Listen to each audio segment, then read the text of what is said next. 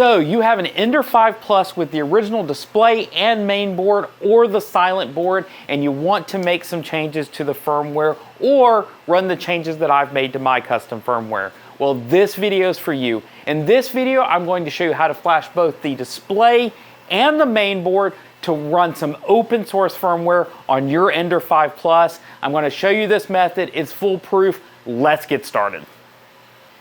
Hey, before we get going, I wanted to tell you the sponsor of this video is FlexiSpot, the maker of this wonderful sit-stand desk that now I am using as the center of my maker workspace. More on why I think this is the perfect addition to your workshop later. All right, so I've done a few videos on this in the past, and you may be wondering why a new video today. Well, I've got several good reasons that a lot of people have brought to my attention. Number one is the fact that a lot of these machines have been coming with new firmware on the display that is causing some problems with that firmware that I was providing. Namely, it is going into Chinese language mode and they can't get it out. So I've got a fix for that in this video. Number two, a lot of people can't get a hold of Creality Slicer or are having problems with Creality Slicer that makes it where they can no longer flash those binary images. I've got a fix for that. It's called installing from source using the Arduino IDE, and so we're going to show you how to do that. And along with the process of installing from source, it also gives you the opportunity to make some small changes or some big changes to that firmware to suit particular upgrades and mods you may want to do to your machine. And I'm going to show you a bit of that later in this video as I pull down the source, show you how you can make changes, compile, and then upload that firmware to your machine. So without further ado, let's get right into this process, jump right into what you need to accomplish everything that I'm going to show you in this video. All right, to get started, you're definitely going to need an Ender 5 Plus and an Ender 5 Plus with a stock display like you see here, as well as the stock main board and or silent board that you can get for this machine. That's what we're going to be working with today. You're also going to need a screwdriver because we're going to be getting into the base of here to do the flashing. You're also going to need a micro SD card. Now, preferably you're going to want a micro SD card that is 16 gigabytes or less, but I'm going to show you a trick that should allow you to use larger SD cards if you don't have anything this small laying around. You'll also need a mini USB data cable as shown here to go between your computer and your 3D printer. And then finally, you're going to need some sort of PC near your machine, something that you can run a USB cable between. So whether it's a machine like this that you happen to have near your printer, or whether you have a laptop that you can get nearby, that's what we're going to be looking for to do this job. Now, first of all, I'm going to show you how to flash the display. And to do that, we're going to switch over to my computer so you can see what I'm doing.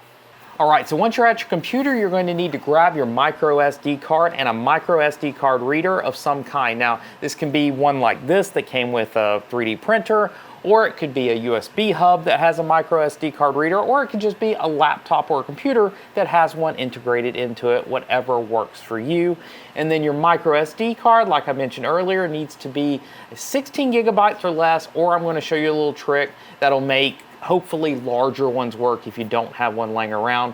The only thing you need to know is we are going to be wiping this SD card. So make sure that there's no data on it that you care about. This will destroy the data, just letting you know that up front. So first thing we're going to do, we're going to pop that into our reader and then pop it into the computer. All right, once you pop the drive in the computer, it'll pop up with whichever files were already on it. As you can see, this one is already empty. Now let's start with the trick in case you don't have a drive that is the right size. So what I'm going to do, I'm going to come down here to my start menu and I'm going to type format hard disk drive. It should pull up this create and format disk partitions. Then you're going to want to find the drive that is your removable media. Now be sure it's the drive that you want to do this with. Otherwise, again, this will destroy the data on whichever drive you do this with. In this case, it should show removable right here. Hopefully, it's the only removable drive you have in your system at the time. Now, if you want to make this smaller, so you want it under 16 gigabyte, you want it 8 gigabyte, let's just show you how to do that. So I'm going to delete this here by hitting the delete key. It's going to say I'm going to delete it, and I said yes, I want to do that. All right, now just for the sake of showing you in this demo, I'm going to create a new simple volume that's going to walk me through this wizard here. Let's just say for the sake of argument, I want to make this 8 gig, which is 8192. I'm going to say next. It's going to assign the next drive letter. That's fine with me. It's going to say FAT32, and the allocation unit size is very important because the reader on the display can only handle one size, and that is this 4K or 4096 allocation unit size. You can call it whatever you want. I'm just going to call this Ender 5 just to give it a good name, and then I'm going to say next. It's going to give me the details, and I'm going to say finish. Now that's going to create the partition that should be big enough for the display to read, and it's going to format it for me. Now it is ready to go. I can then close that disk manager. I'm ready to now put files on here that the display can understand. Now if your micro SD card is small enough and you don't think you need to repartition, then it's very easy to simply reformat with correct settings. Let me show you how to do it. Come down here to your USB removable drive. Again, make sure this is the right drive because it will destroy the data. You're going to right click on it. You're going to say format. Then you're going to make sure that the capacity looks right. If it's an 8 gig, if it's a 16 gig, whatever the size is that you're using, make sure that that matches. FAT32 is the correct one. And then the allocation size, just as we did with the other drive, we're going to say 4096. Again, select a label that you like and click Start. Yes, it is going to destroy all the data. Format's complete. We can then close this, go back into our drive, and we are ready to go. Time for the next step. Next thing I want to do is I'm going to go download the files, link in the description to where you can grab these DWIN files that the display needs for flashing. Now this is on my Google Drive. It's going to be real easy for you to download. I'm going to click download. Should just go straight to it for you, but I have to download. It's going to scan it for viruses, and then I can download this to wherever you want, your downloads folder, your desktop, whatever works for you. It's going to download it. It's going to say it's done. I'm going to minimize, and I've got this DWIN set right here. And then if I open this up, you'll see that there's only a DWIN set directory in here. I'm going to drag and drop that to my removable USB drive, which in this case is my SD card. And it's going to copy the entire directory structure to this, and then we'll be ready to flash it to the machine. All right, so that whole DWIN set is now on there. I can close the zip file, and then I always want to eject safely to make sure that none of the files get corrupt in the removal process. So I'm going to eject. All right, now we can remove it from the computer. We're going to switch over to the printer. I'm going to show you how to do the flashing itself. All right, so back to the printer. I'm going to go ahead and cut this off. You can leave it plugged in for this. I think you're pretty safe. Next thing you want to do, of course, though, is find a safe way to lay this machine down so that you don't damage any of the rails or wiring or anything like that. I usually find that the left, right side, the other side over here is usually the best and safest side to lay it down on, so that's what I'm going to do. Again, I just hang the top rail just off of the table so as to not damage anything.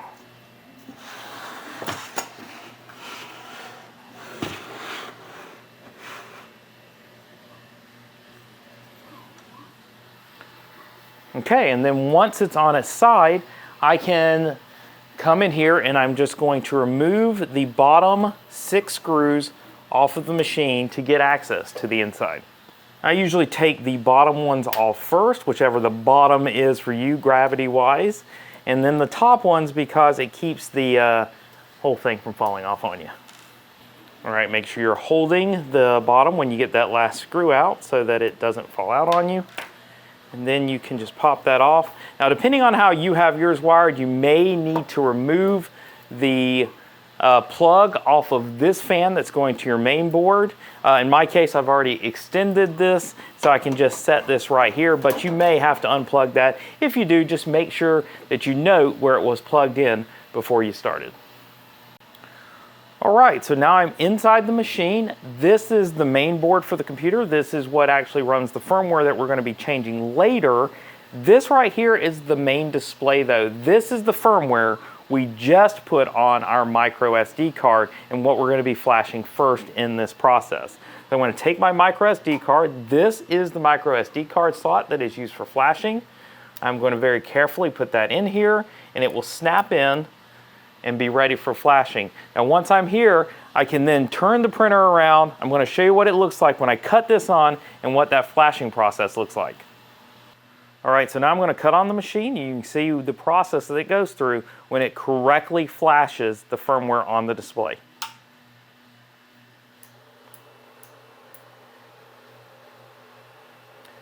All right, so what you're seeing here, as it's going through the list of files that it's finding, it finds a config file, it finds multiple files from each of these sections. You see there's a count here. That shows that it's finding all of the files it needs.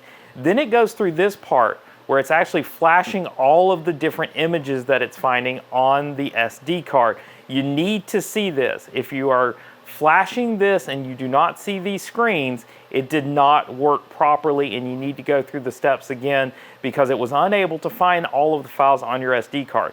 Now, if you boot up your printer with this in your SD card drive and it does nothing, then you definitely didn't do something right, something was not configured right, or it doesn't like your micro SD card for a reason, and you might need to try another micro SD card. As you can see, when it's done, you get this SD card process end, and again, you see a lot of different counts, including 91 different bitmaps for your image files, and you'll see that on a successful flash. That's how you know this went to plan. Then I can cut this back off. Then you can turn the machine back on its side if you flipped it over at all. Then remove your micro SD card. We're all done with that. We won't be needing it again. If you remove the fan header from the main board, we're going to plug that right back in. And then you'll be ready to replace the cover because we are done inside the chassis. After I get this put back together, I can flip the machine back up, make sure it powers up just like it did before, and we'll be ready for the next steps.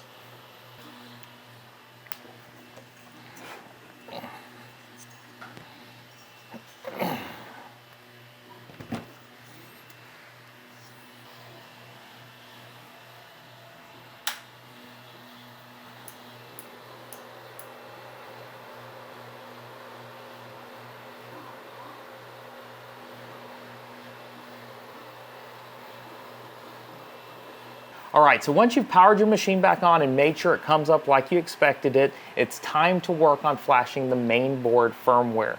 So we're going to head back over to the computer. Let me show you what's on my desktop.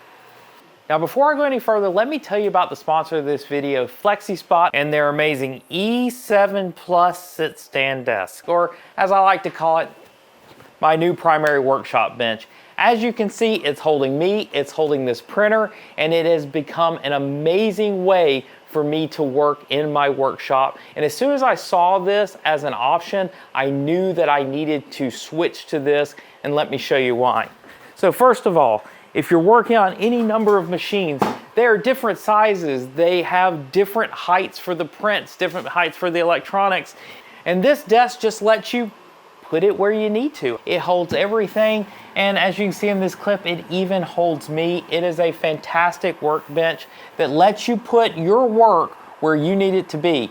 I don't know about you, but as I'm working in the shop, I'm working on all sorts of different things. I want to work where I want to work. I want to work on the hardware the way I want to work on it, and I want to do it all without hurting my back. And one of the fantastic things about ordering from FlexiSpot is I can choose a different bench top independent of the legs that I choose. So the legs may be E7 Plus, but then I can choose a bamboo top, I can choose a white top, a black top, all different kinds of materials and all different kinds of sizes. You can see on their website here, there's all of these different options when ordering from them. So if this is the kind of thing that you think that you need in your workshop, if this will help your workflow, if this will help your back, please take a look at their website, see all the different options they have, see if this is something that you need in your workshop or, you know, as everyone else would use it, in their office.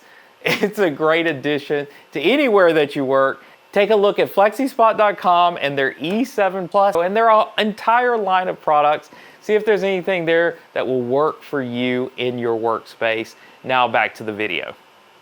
All right, so once we're back to the desktop, we want to first make sure that no software that might try to grab a hold of the printer is still running on the machine. So for example, if I was running Cura, I'd want to shut that down, make sure it's not running, make sure that there's no task down here in your taskbar or your status tray or anywhere else is running that might actually try to grab a hold of any serial port or any printer that's running. Cura is notorious for this. Make sure you have all of those turned off first thing. Now, we need to go grab a new piece of software that you're going to use for editing your firmware, for compiling the firmware, and then flashing the firmware. We're going to head over to our browser. We're going to go to arduino.cc and then look for the Arduino IDE. You can, of course, Google for this, or you can go to what I have up here, arduino.cc/en/software. The latest version at time of this video is Arduino IDE 2.3.2.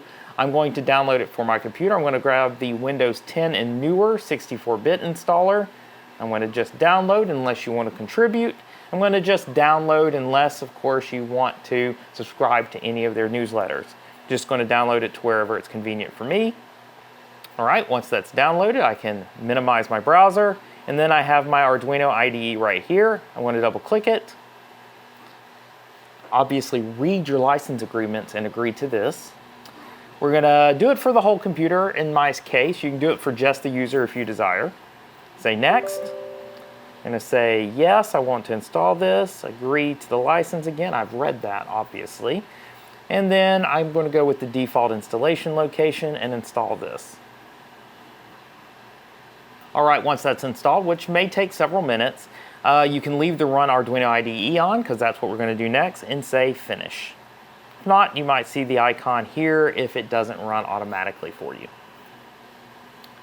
All right, on first run, this is going to go, it's going to download some things, it's going to set itself up. You'll see things installing if they're not already installed. That'll all happen down here in the bottom. We can go ahead and maximize this just so we can see it better for the purpose of this.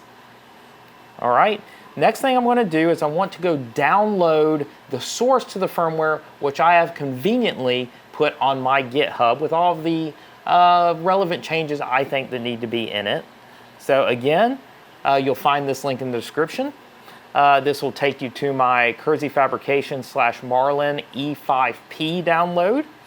See this green code button here? You're going to click on that.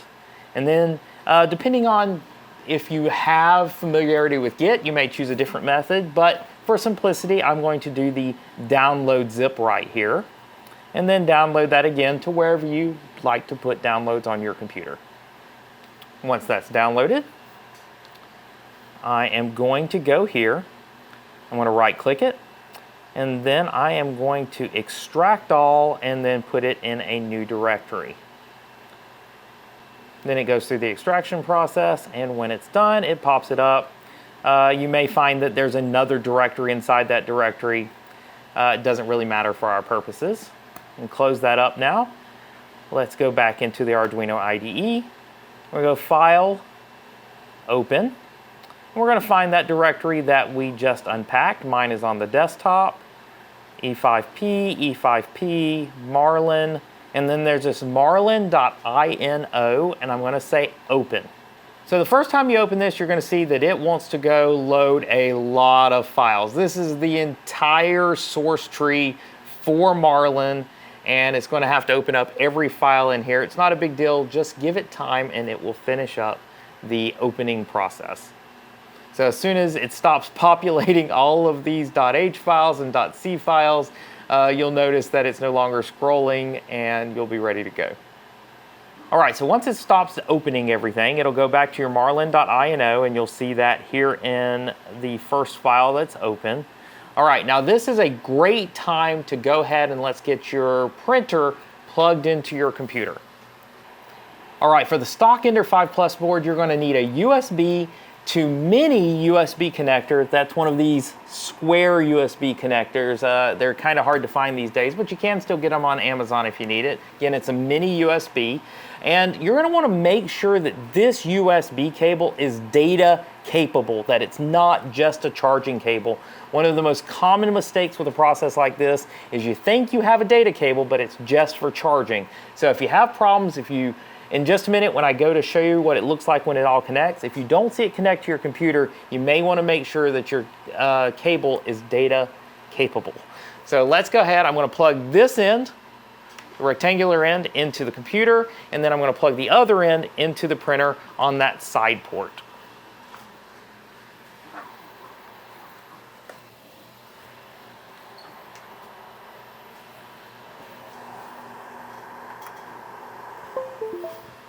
All right, once I've plugged that in, we're going to do our diligence and make sure that it actually connected to the machine. We're going to come down here to our search bar, we're going to start typing device, and we're going to bring up the device manager. Now what you're looking for here is this ports, COM, and LPT, and you should see some sort of generic USB serial port pop up that wasn't there before. If you're not sure, you can unplug it, see if it disappears, plug it back in, see if it comes back. That is your printer, and you're going to want to notice which COM port it is. In my case, it's COM 3. Once I'm sure that I have a COM port associated with the printer, then I can close my device manager. So next up, I'm going to come up here, I'm going to select the board and the port so that it knows how to compile and flash for this printer. I'm going to go here, I'm going to select, let's see, we're going to go up here, we're going to do board, we're going to pick our Arduino AVR boards, and then we're going to choose the Arduino Mega or Mega 2560, which is the processor that this board is running. All right, then I'm going to choose the COM port. In my case, it was COM 3. Yep, and if it wants to come down here and you want to do that again, you can type Mega, and it should pop that right back up. It was already selected, but just to be sure, see the check mark, we're going to say OK. Right, should be ready to go. Now, without making any changes to the firmware, just so you check the sanity, let's go ahead and click this little check mark to verify that everything compiles properly. You'll see it compiling sketch down here, and this should go to completion. And it'll say done compiling. It'll show the sketch size, which is 133356 for me, and 52%. It gives you some information about the binary that it just compiled. Now technically, this is ready to be flashed to your printer as is. Let's go ahead and check this out right now. I'm just going to click the upload button, and when I do this, it will send it over to the machine, and then when the machine has received it, you'll get some relevant information here on the screen, but you'll also see on the display, you'll get a actual restart of the machine on the display, and everything should just come back up the way it should be. Let's go ahead and try that. It compiles it again. That's just part of its process. Done compiling, it's now uploading. You see uploading right here. May take just a second. Don't get concerned as long as it still says uploading. Done uploading. Now in my case, it did not reset the printer. You may find in your case it does. Sometimes it does, sometimes it doesn't. In this case, it didn't. So I can now go in. I'm going to want to unplug the printer. Unplug it from the computer, I mean. Then I can switch off the machine. And I just want to make sure that this firmware is sane and that it does correctly power up my machine. Now when this comes back up, I should see the Creality screen as always. I should see the progress bar move, and I should see it come back up to that home screen. There it is. So basic sanity checks pass. From this point, you may want to go in and home the machine, make sure it moves correctly. You may want to do some basic heating tests, heat the bed, heat the nozzle, make sure all of that is working properly. This is the time to do your sanity testing before you modify anything on the firmware. You want to make sure that it's working properly. Once you've done that sanity testing, we can go back over to the machine. I'll show you how to search the code for some basic modifications just to get you going in case you want to make some easy changes to the machine or look around for maybe some more complex changes that you've always wanted to try. All right, so back at the machine, let's look at the source code. Let me show you how to make some basic changes. So within the Arduino IDE, you're going to look for two main files, the configuration.h and the configuration_adv or configuration_advanced.h. Let's start with configuration.h. As you go down here, you'll notice some basic things. You can change things like the website or some of the author information. Then you can come down here, change the machine names, things like that, things that actually won't have very much impact on this machine. So you can definitely just search through this file, just browse it, see if you can see anything that interests you, anything that you may want to change. But if you know what you're looking for or have some idea of what it's called, you can actually search through this file. It's a lot more efficient. You can hit Control F, and then in the find box, you can just type something like temp. Say I want to find and change the maximum temperature on this board. I can just look for temp. Look, it took me straight to the temperature section. If I were to put a new thermistor on here, I could change the temperature sensor. Or if I want to change the max temp, heater 0, max temp, I can then set that to something like 300. Now at this point, 300 would be the maximum temperature this board will go up to. Be careful with any of the settings though, because these have ramifications. Now, if you overset this, obviously now your printer could overheat to a level you may not be comfortable with. But if you've got everything set up to run 300, here you go. Now, keep in mind, if I make a change here to this, say 300, it may not be reflected on the user interface or the display of the unit. This may only affect the firmware on the board. What does that mean? It means that you may not be able to go into the user interface and set it to 300, but you should be able to still set it in your G-code. So in your slicer, if you set it to 300, you set the max to 300, it will still do that in the G-code, making it available when you go to print. So I want to test this. I want to see if it works. I'm going to now go in here just as I did before, and I'm going to hit the upload button. And once I've hit that upload button, you should see it do exactly what it did before. If you run into any problems, if you've changed anything you shouldn't have or anything that you've made incompatible, the firmware should flag it. You'll see an error down here in this box. Hopefully it produces some sort of error that makes sense to you. If it doesn't, go to your local Facebook group, go to your local Reddit group, and find out through the community what it means or what it could mean.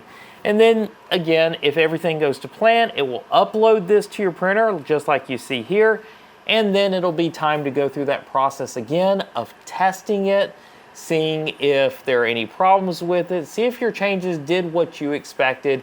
If not, you may want to come back in the firmware, make those changes again, re-upload. It's a very iterative process. It should be easy for you to follow.